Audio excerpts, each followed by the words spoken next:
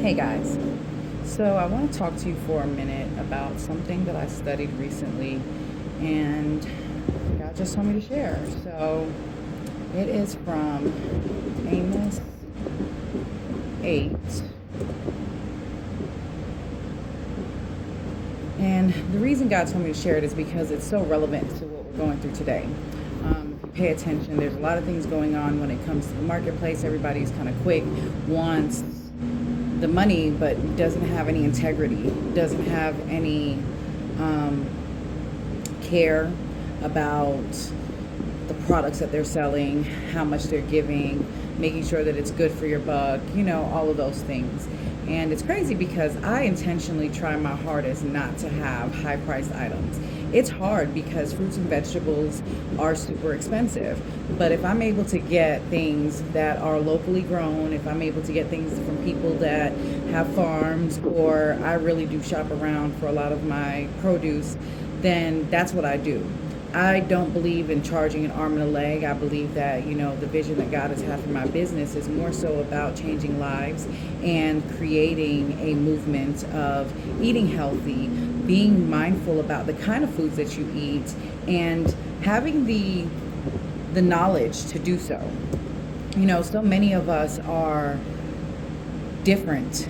It's our blood type and our body make, our culture, our history, our family, our ancestors. All of those things make a huge difference as to what it is that's beneficial for us or what it is that's not beneficial for us. So when we think about the things that we should or should not eat, a lot of times we go off of what we know and what we see.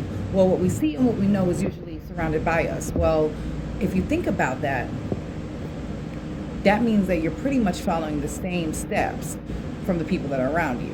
So we have to be mindful about doing what's best for us. Does that mean that we can't eat those same things and have those same meals that our ancestors had? No, it doesn't. It just means that we have to find a better way to eat those things. So what kind of ingredients can we change some of the other ingredients from that will make the meal a lot healthier, a lot better for us? That's kind of what we look at and what we go to when we're trying to figure out exactly what it is that's good for us versus not good for us. So it's not about necessarily the meals, it's about how the meals become prepared. And even in this scripture, it talks about just some different stuff that we'll go over in a minute, but it talks about what's happening now. So when you go someplace, they're pretty much, in order to make money, we need to buy things that are cheaper and we need to sell high, right? I mean, that's pretty much it. Otherwise, you're not making a lot of money. And any way that you deflect in that equation, you're now messing with your profit margin. So like I said, I am big on, it's not so much about the profit for me as it is about the ministry.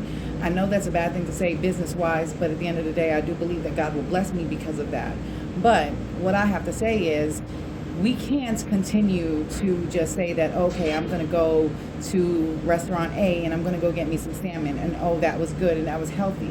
But was the salmon cooked with olive oil? Was it cooked with vegetable oil? Was it cooked and sauteed in a bunch of butter, processed butter, margarine? Was it cooked with ghee? Was it, all of those things make a huge difference because that is what comes into our body and into our system. So I get a lot of people that say, I've been eating good, I've been doing what I need to be doing, but have you been eating good? Yeah, you may be getting the right choices as far as the right meats and the right vegetables and all of that stuff, but is it cooked the way that it needs to be cooked in order for it to be beneficial for you? So that is the question. So quickly, I want to go over Amos 8. I'm going to read it to you guys. Sorry, I'm pulling it up. MLB version. All right. Okay, so it says, "This is what the sovereign Lord showed me. A basket of ripe fruit. What do you see, Amos?" he asked. "A basket of ripe fruit," I answered. Then the Lord said to me, "The time is ripe for my people of Israel. I will spare them no longer. In that day, declares the sovereign Lord, the songs of the temple will turn in wailing, many, many bodies flung everywhere, silence. Hear this, you who trample the needy and do away with the poor of the land, saying, when will the new moon be over, and we may sell grain, and the Sabbath be ended, that we may market wheat, skimping the measures, boosting the price, and cheating the dishonest scales, buying the poor with silver and the needy for a pair of sandals, selling even the sweepings with the wheat. The Lord hath sworn by the pride of Jacob, I will never forget anything that they have done. Will not the land tremble for this, and who live in it mourn? The whole land will rise like the Nile. It will be stirred up it will be stirred up and then sink like the river of Egypt. In that day, declares the sovereign Lord, I will make the sun go down at noon and darken the earth in broad daylight. I will turn your religious feast into mourning and all your singing into weeping. I will make all of you wear sackcloth and shave your heads. I will make the time like mourning for an only son, at the end of it like a bitter day. The days are coming, declares the sovereign Lord, when I will send a famine through the land, not famine of food and of thirst of water, but famine of hearing the word of the Lord. Men will stagger from sea and to sea and wander from north to east, searching for the words of the Lord, but they will not find it. In that day, the lovely young women and the strong young men will faint because of thirst.